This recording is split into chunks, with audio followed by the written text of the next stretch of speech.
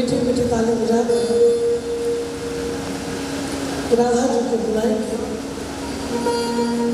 राधे किशोरी कृपा करो, राधे किशोरी कृपा करो, राधे किशोरी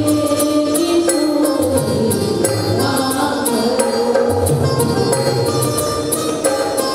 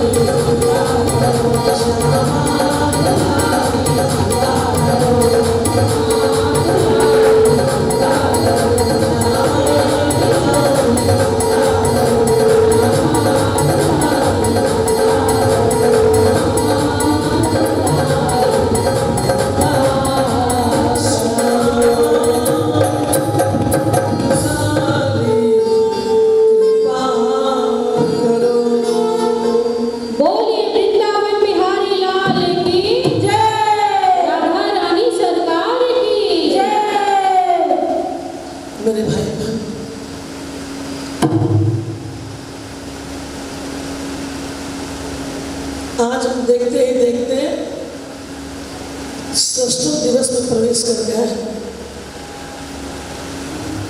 लेकिन सबसे पहले आज प्रातः काल ही मुझे सूचना मिली कि जो माता जी हमेशा मेरे सामने कल से बैठी थी और आज प्रातः काल ब्रह्म मुहूर्त में गोधाम गमन हो गया उनका। देखिए इस सुख दुख जीवन का लीला है। आपके लिए के बड़ा, जिसके साथ कई वर्ष हम रहते हैं, एक पशु पक्षी के साथ भी एक जुड़ाव हो जाता है। ये तो कविता जी की सासू माँ थी, 12वीं में रहती थी, तब से मैं इनको जानती हूँ, पूरे परिवार को मैं जानती हूँ। लेकिन ये भागवत कराना आपका सफल हो गया। क्या हो गया? सफल हो गया। जोर से बोलिए। सफल हो गया। अब देखिए, अब कैसे मैं बताऊं, भागवत जीवन मरण से मुक्ति दिलाती है। ये जो आवागमन है जीवन का, लेकिन संयोग क्या है? उनके पति की तस्वीर रखी गई है, जिनका स्वर्गवास हुआ, पितरों के लिए नहीं कर रही है, कर रही है, ससुर के लिए कर रही है। अब देखिए, ससुर के लिए पितरों की सेवा हो रही है, ध्यान देना मेरी बात को। लेकिन भगवान चाह रहे हैं दोनों पति पत्नी को लोग जाए, उनको गोधाम में बैठाने के लिए उनकी पूजा हो रही है, पितरों की। लेकिन पूर्व जन्म में कोई ऐसा सत्कर्म करी नहीं होगी कि वो तो पहले चले गए, कई वर्ष पहले चले गए थे, 3 वर्ष पहले। एकादशी का दिन, प्रातः काल का मुहूर्त, जब ब्रह्म मुहूर्त बोलते हैं, आप सबको पता है, मैंने कल कहा था कि आज जीवात्मा परमात्मा मिलन की रात होगी।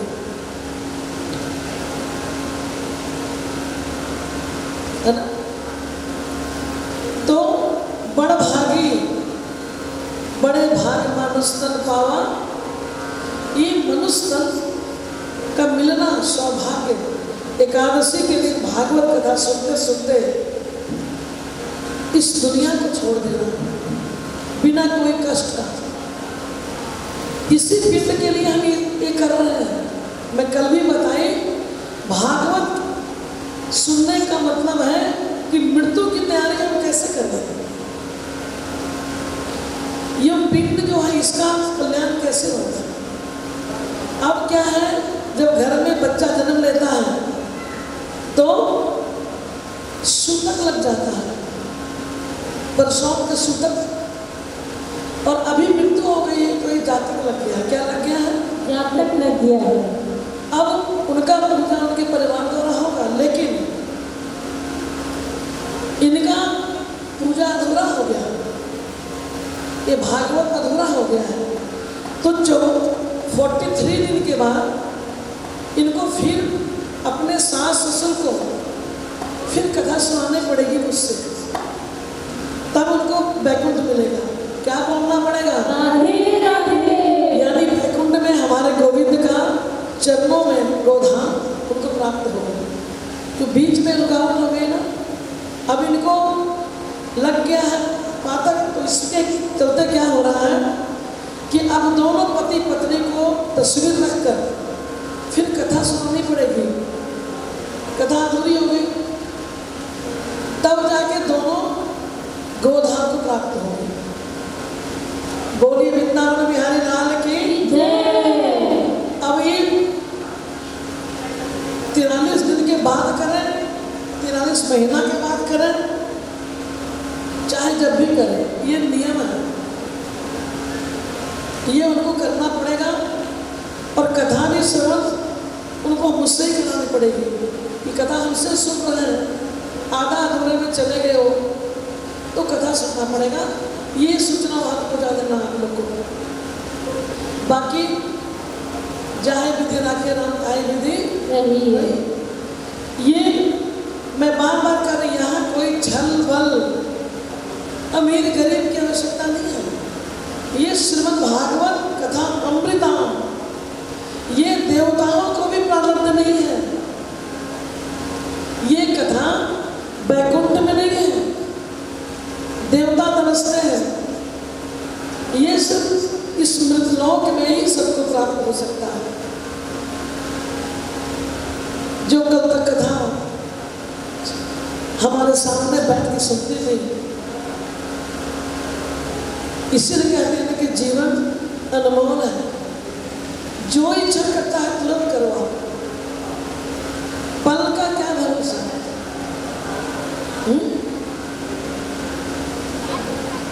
पल का क्या भरोसा? एक दिन पड़ेगा सबको ही जाना,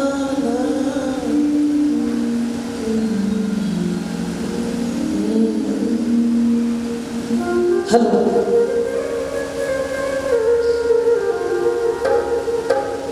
आज उनकी बारी आई, कल हमारी बारी होगी, इसलिए अहंकार मत करना और अच्छी अच्छी भावना लेकर कथा में आना।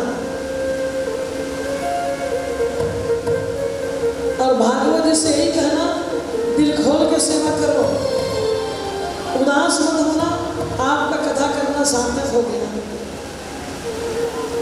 जब संत कहते हैं ना ये कथा कल्प वृक्ष है, तो भक्त समझते हैं नहीं। मैं कही थी 7 दिन में आपके जीवन का सारा प्रश्न का जवाब इसी 7 दिन मिल जाएगा।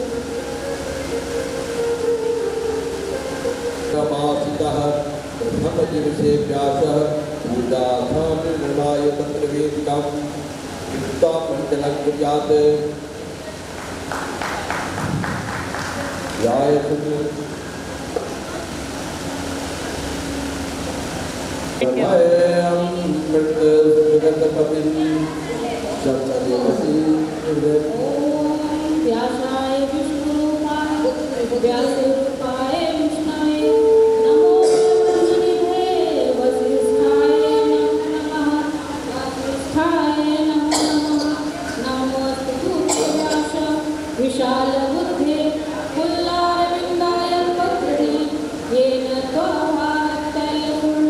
ॐ श्री व्यासाय नमः। ॐ श्री व्यासाय नमः।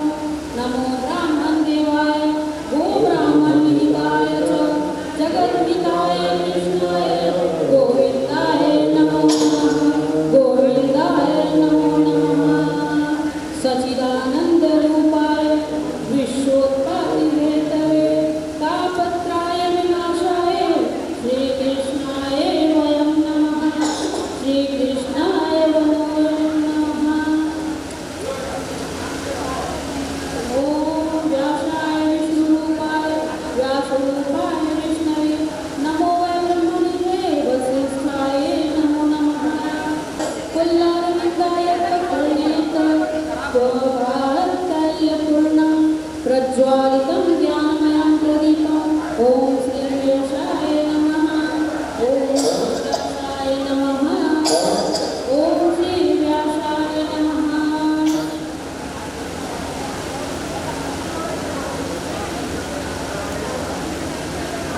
नमो वै ब्रह्मनिधये वसिष्ठाय नमो नमः। नमस्ते व्यासविशालबुद्धे पुल्लारविन्दाय पत्रनेत्र।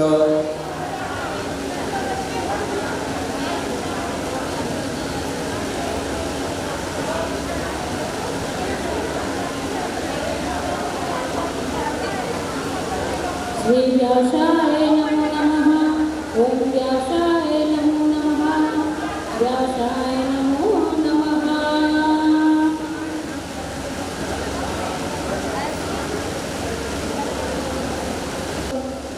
हम माया में रहते हैं तो माया से परे हो नहीं सकते।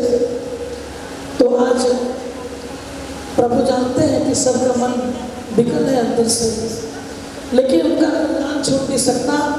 और अगर मैं भी कथा कर रही हूँ, इस अवस्था में अगर मेरे परिवार में भी कहीं कुछ हो जाए तो मुझे कुछ नहीं होगा, मुझे कुछ भी कोई जगह प्रॉब्लम नहीं है। मुझे कथा करने पड़ेगी, मुझे कहीं सूतक और जातक नहीं मिलेगा। बोलिए वृंदावन बिहारी लाल की। किसी का जन्म हो जाए या किसी का गोविंदाय नमः, मुझे कथा करनी है। मेरे भाई बहन, मैं बार बार कहती हूँ, एक बार जीवन मिला है। अगर इस मृतलोक में प्रभु रामचंद्र जी आए, उनको भी जाना पड़ा। भगवान कृष्ण आए, उनको भी जाना पड़ा। जो भी बड़े बड़े संत महात्मा ज्ञानी जो भी इस धरा में आए हैं, उस सबको एक न एक दिन जाना है। बस बारी का इंतजाम है, कब मेरी बारी आएगी हम चले जाएंगे। श्रीमद् भागवत कथा कहती है कि इस पापी रूपी पिंड का कल्याण कैसे हो। हम दिन रात झूठ बोलते हैं, पाप करते हैं। कल कथा कहाँ तक हुई जरा बताओ मुझे।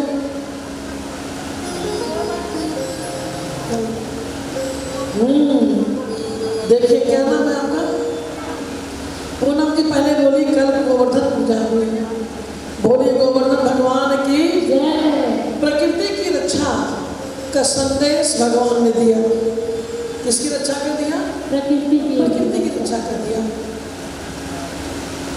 उसके बाद आज सभी जितने भी घर के बड़े बुजुर्ग हैं गांव के, सब बैठकर यही सोच रहे हैं कि अगर लाला नहीं होता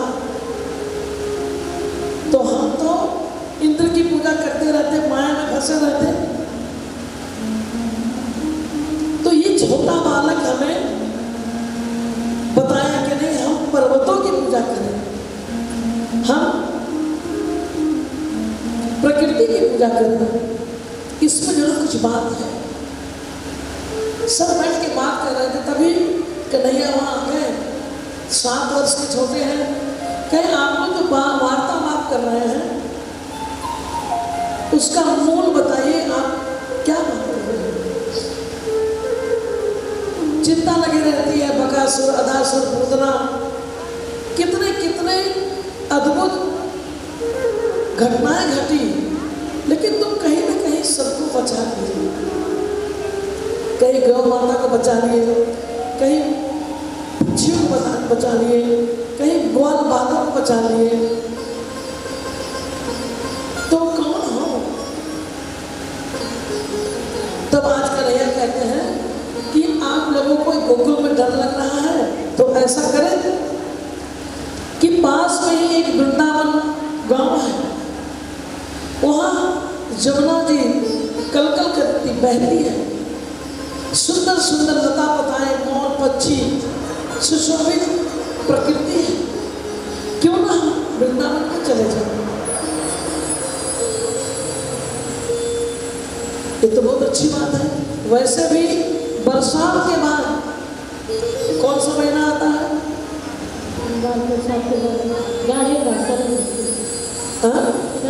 शरद ऋतु। तो वर्षा ऋतु अब पार हो गई, शरद ऋतु का आगमन होने वाला है। तो चारों तरफ हरियाली ही हरियाली है।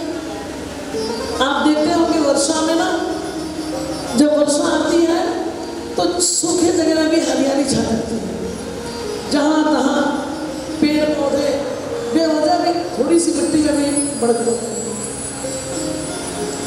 मेरे भाई बहन, आज सब कोई पूरा परिवार सहित बैलगाड़ियों में बैठे हैं और वृंदावन को निकल पड़े हैं। कहाँ निकल पड़े हैं? वृंदावन को निकल पड़े हैं। सब जैसे वृंदावन पहुंचे हैं तो क्या देखा? चारों तरफ हरियाली हरियाली है। गौएं को भोजन के लिए कहीं जाना नहीं पड़ता, हरी हरी घास है, बंदरों के खाने के लिए फल है। अब दिनचर्या समान हो गई। दिनचर्या जब समान हो गई तो आज ग्वाल बाल और जितने भी ब्रजवासी हैं आनंदित है। क्यों है? क्योंकि आज उनको डर नहीं है कि हमारे वृंदावन में कोई आएगा और आके हमें डराएगा। क्या बोलना पड़ेगा? राधे राधे। और जोर से राधे राधे। अभी हमारे बीच हमारे छोटे भाई विकास सिंह जी आए हैं। देखिए, जीवन खुशबू की तरह होनी चाहिए।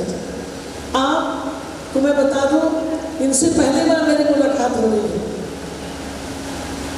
और शायद आप भी हमसे पहली बार मिल रहे हैं। लेकिन ये क्या है, मैं बड़े बड़े पोस्टर पर फेसबुक पर मैं देखती रही, तो एक दिन इच्छा हुई इसी इलाके में मैं आ रही हूँ तो क्यों नहीं अपने छोटे भाई को खबर करूँ। नाम विकास नहीं है, इनका काम भी विशाल है। ताली बजनी चाहिए। नाम नहीं है, काम विशाल है। गत 22 वर्षों से वैसे लोगों के बीच में काम करते हैं जिनकी व्यथा को सुनने वाले नहीं। गरीब से गरीब, छोटे तबके के लोग सबको लेके चलते हैं, एक अच्छे समाज सेवी कर सकते हैं। जो मैंने सुना है, बैठ के मेरी वार्ता कभी नहीं हुई उनसे। और वही नहीं है, सबसे बड़ा इनका यहाँ बुलाने का है कि उसी पथ पे चल रहे हैं जिस पथ पे मैं चल रही हूँ, अध्यात्म की दुनिया। कई वर्षों से बाबा नगरी देवघर में आप वैसे कमारियों को लेके जाते हैं जिनको शुल्क देना नहीं पड़ता, निःशुल्क। और इस बार तो इन्होंने अति कर दिया।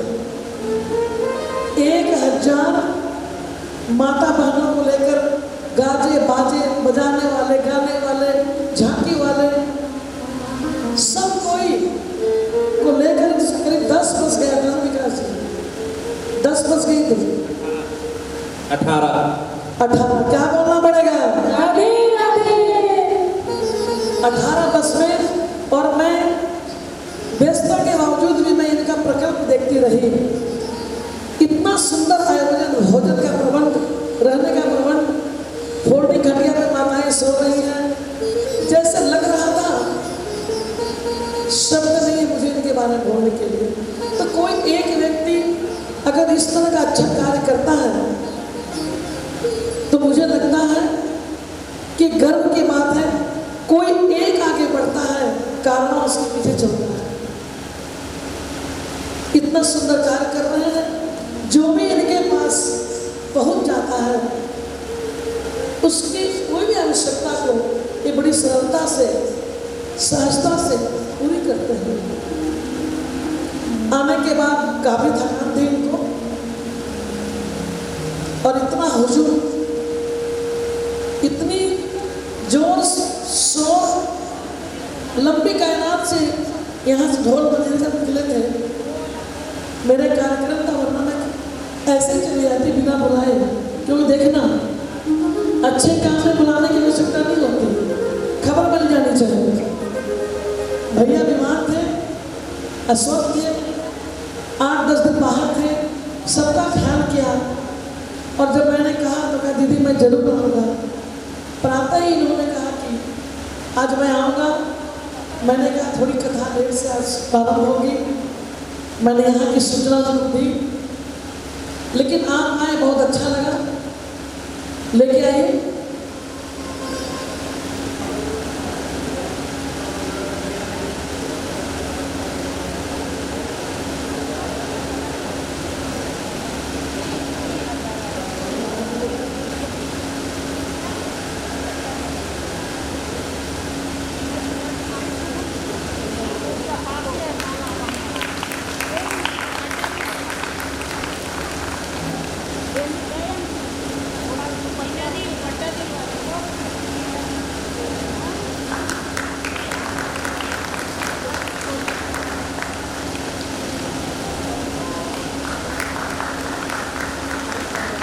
एक हमारी स्मृति चिन्ह है,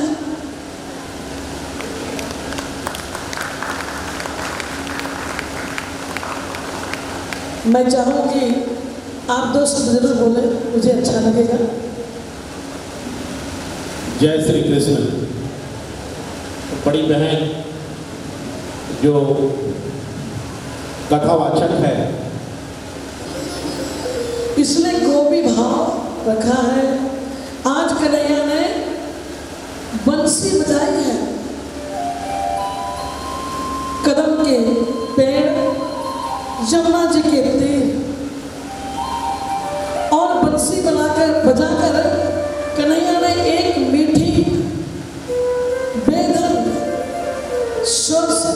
के दिल में समाहित कर दिया। क्योंकि हमारे प्रभु रामचंद्र जी ना मर्यादा की स्थापना करने आए थे। मर्यादा कैसी होनी चाहिए, और यहाँ हमारे कन्हैया प्रेम की प्रकाष्ठा कैसी होनी चाहिए, प्रेम कैसा होना चाहिए। प्रेम में लुट जाना चाहिए, प्रेम में किसी को तकलीफ नहीं देना चाहिए। लोग कहते हैं अरे हम क्या हैं, कन्हैया ने तो इतने इतने लीला किए, क्या आप कन्हैया हो, आपकी इतनी समर्थता है। ईश्वर की तुलना कभी मत कीजिए, संतों की वाणी पे संदेह मत कीजिए। समय समय पे सत्संग में जाया कीजिए, ताकि जैसे घर गंदा हो जाता है, अलमारी के ऊपर गंदा होने से पूछते हैं ना, ये सत्संग भजन कथाएं आपके मन को, आपके हृदय को पवित्र करती है।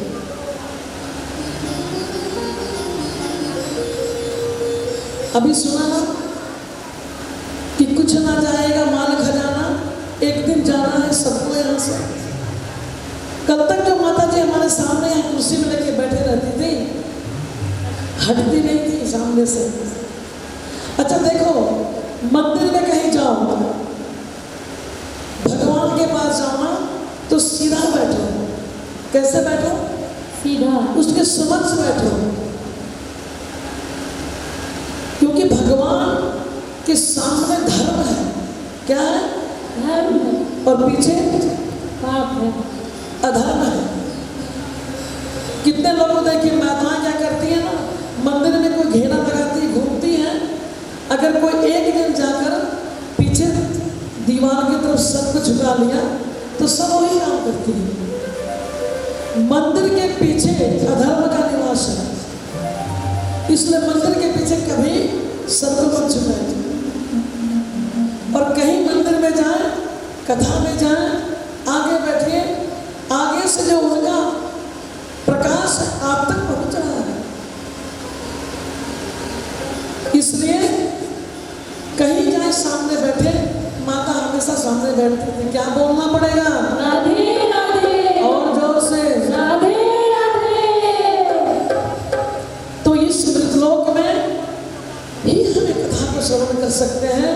वैकुंठ में तो भगवान को भी प्रारब्ध नहीं है, तो मृतलोक में जो आया है उसे जाना ही पड़ेगा। तो भगवान ने प्रेम को, प्रेम कैसा होना चाहिए, तो प्रेम के लिए ये जो लक्ष्मी मैया भी राधा जी बन के आई है, और राधा भी गोपी भाव है। राधा कहीं भी लिखा नहीं है, ग्रंथों में जो सफेद पन्ना है वो श्री राधा जी है, और ग्रंथ में जो मोटे मोटे अक्षरों से लिखा है, काले अक्षरों से, वो है हमारे गोविंद। क्या बोलना पड़ेगा? राधे राधे। आज उन्होंने प्रेम की बंसी बजाई है। किसकी बंसी? प्रेम की बंसी। प्रेम की बंसी बजाई, सभी जितनी गोपियां थी सब बेसुध हो गई। क्या हो गई? बेसुध। सब बेसुध हो गई कि अब ये कौन सा बंसी बज रहा है, जिसके बजने से मन में प्रेम बढ़ रहा है। जहां जहां बंसी की आवाज आ रही है, गोपियां दौड़ती हुई वहीं जा रही है। और दौड़ते दौड़ते जमुना के तीर आ गई, और जमुना के तीर में देखा गया हमारे श्याम सुंदर बंसी बजा रहे हैं, और बंसी बजाते हुए सबके हृदय को बेद रहे हैं। गोपियां बेसुध हो जा रही हैं, गोविंद गोविंद करके कोई उनके पैरों को दबाती है, कोई इनको बालों को सहलाती है, कोई इनको, मैंने हम क्या करते हैं, आखिर इस वेणु में क्या बात है? ऐसी बात, ऐसे स्वर जो मन को विचलित कर रहा है, तुम्हारी तरफ आकर्षित कर रहा है। अब मत बजाओ श्याम बांसुरी। और इस प्रकार नृत्य हमारे गोविंद कन्हैया बंसी बजाने जाते हैं, गोपियाँ रोज आज का नित्य कर्म हो गया, अब इनकी ड्यूटी बन गई, रोज आना है, कन्हैया के साथ मिलना है, तरह तरह की बातें, ज्ञान की बातें करना है। और सुंदर उसी वक्त सावन का महीना भी है, झूले पड़े हुए हैं, सब सखियां झूला झूल रही है, और झूलते हुए जो सखी गोपी सखी है वो बड़ा उदास देख रही कि मेरे कन्हैया आज आए नहीं। अब थोड़ी देर के बाद अब बंसी बजती नहीं है, लेकिन गोपियां चले जाती हैं। प्रैक्टिस होता है, जिसके बिना आपको घर में मन न लगे। प्रेम ढाई अक्षर का, लेकिन प्रेम से हम ये भारी शरीर को भी ध्यान नहीं रख पाते। जब प्रेम किसी से हो जाता है कोई काम में मन नहीं लगता, लगता है हमेशा अपने प्रेमी को सामने देखते रहे। और कन्हैया आए हैं, सभी सखियां झूला झूल रही है और कन्हैया भी राधा जी को झूला झूला रही है। चलिए, चूंकि झूला सावन का समय है, कथा बहुत है, एक आगे कथा की ओर बढ़ेंगे।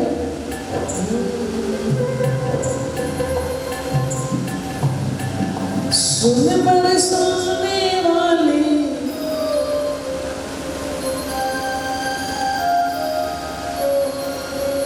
कहते हैं, सुन बरसाने वाली गुलाम तेरो बनवारी। अरे ओ बरसाने वाली, तू इतनी क्यों उदास बैठी हो, नाराज हो? मैं आया हूँ तुम्हें झूला झूलाऊंगा।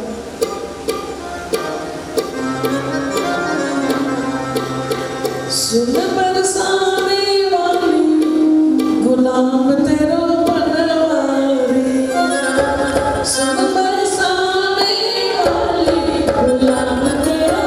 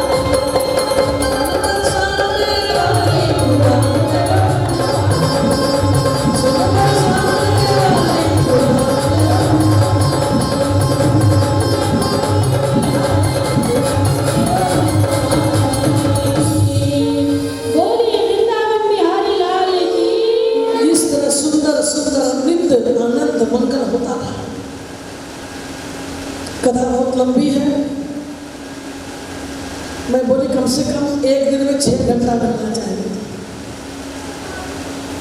लेकिन समय नहीं है लोगों के बाद आने का समय है, उस दिन टिकट कटने का समय है, बाकी बहुत बिजी रहते हैं। क्या बोलना पड़ेगा? राधे राधे। और अब जाने का समय है। अब जितनी भी गोपियां हैं ना, वो भगवान कृष्ण को पति रूप में चाहती हैं, पति रूप में चाहने लग गई। जो वहाँ कुंवारियां हैं, मुझे कृष्ण मिल जाता है। बेटी कहाँ की होगी? आप बैठिए, टिक्कू बोले निकालने की समय। तनुश्री दीदी कहाँ हैं आप? अच्छा आ जाएगी, चलिए आ जाने से भेज दीजिएगा। क्या बोलना पड़ेगा? राधे राधे। अब हर दिन अनेक सुंदर लीला का दर्शन होना है।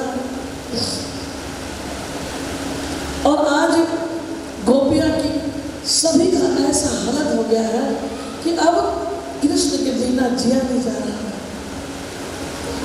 अब बस कृष्ण, उन्होंने कहा हाँ मैं बोल रहा हूँ कन्हैया, अरे बड़ा ही तो दिन भर नटखट मत करते हो, अभी भी कुछ आ रहे हो,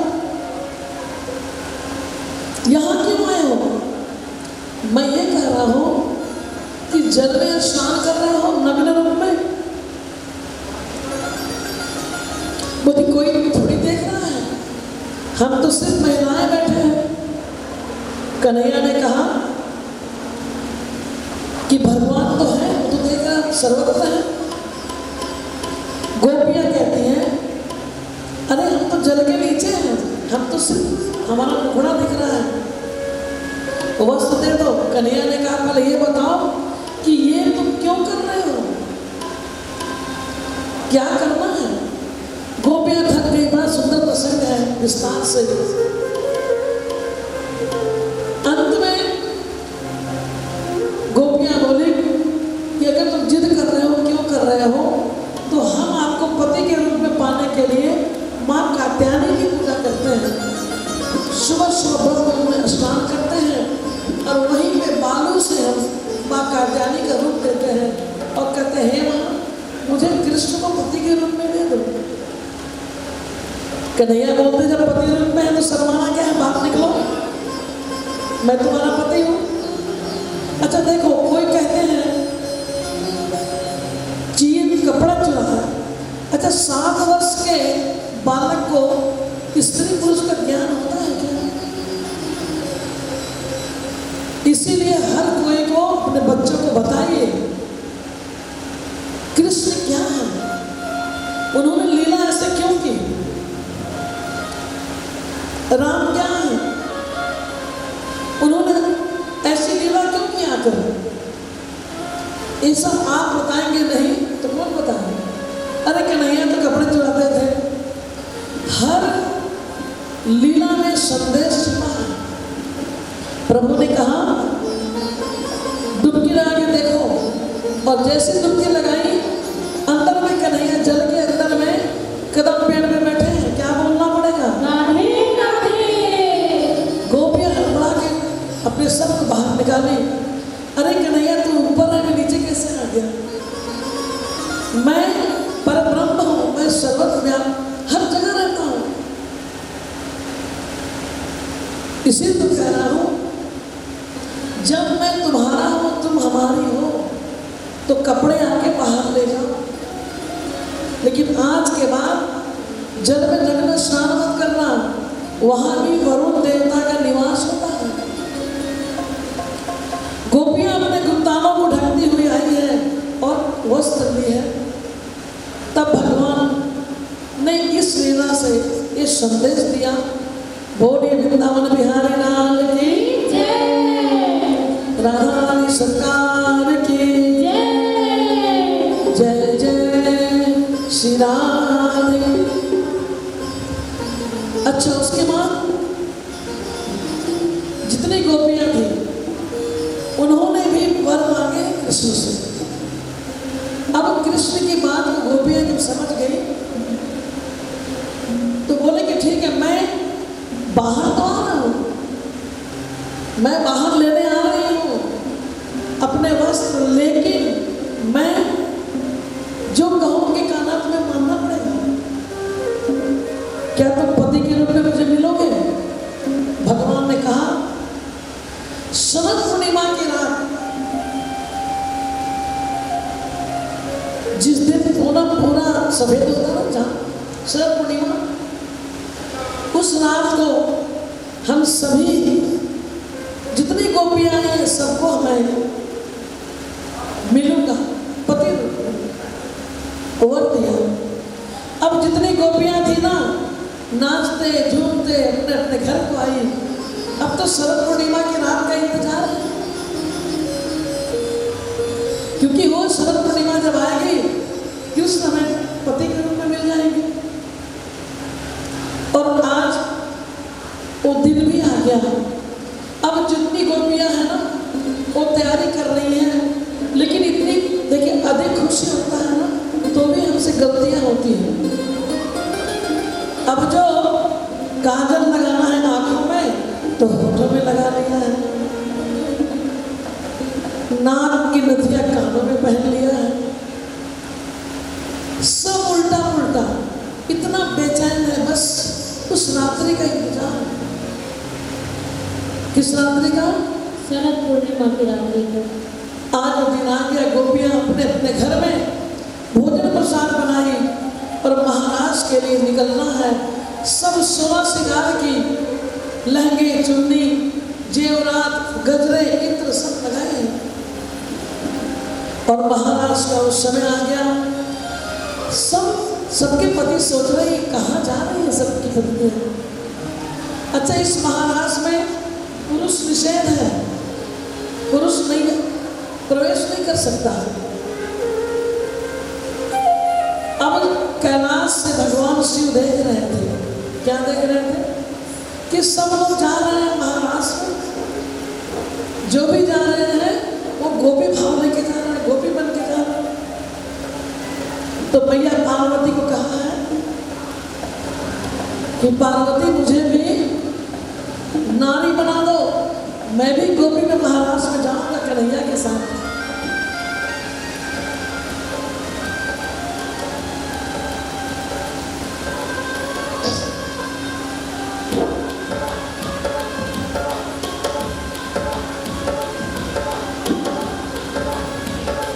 मेरे भाई बहन सब तैयार है, आप भी गोपी बन रही है ना, तो आप लोग खड़े हो जाइए जरा अपने अपने स्थान पे और खड़े होकर, आज जीवात्मा परमात्मा के मिलन की रात है।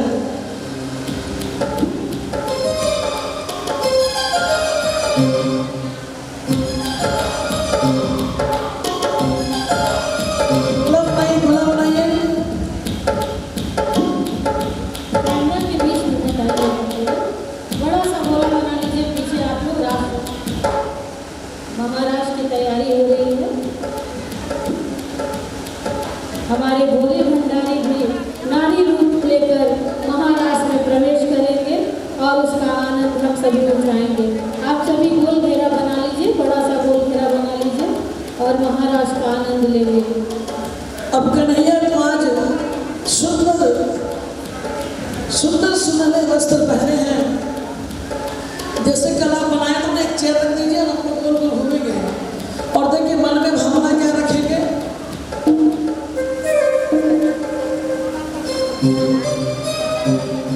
गोल घेरा बनाइए ना, गोल घेरा बनाइए। अच्छा ऐसा करो,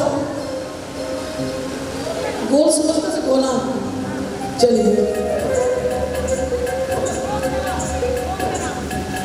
गोल बना दीजिए।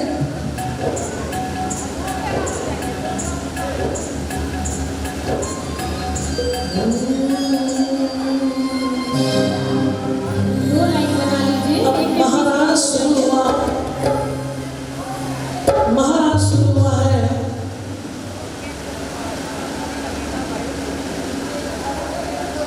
थोड़ा बजाने वाला को पानी दीजिए, हालत खराब है प्यास से। बजाने वाले को पानी दीजिए।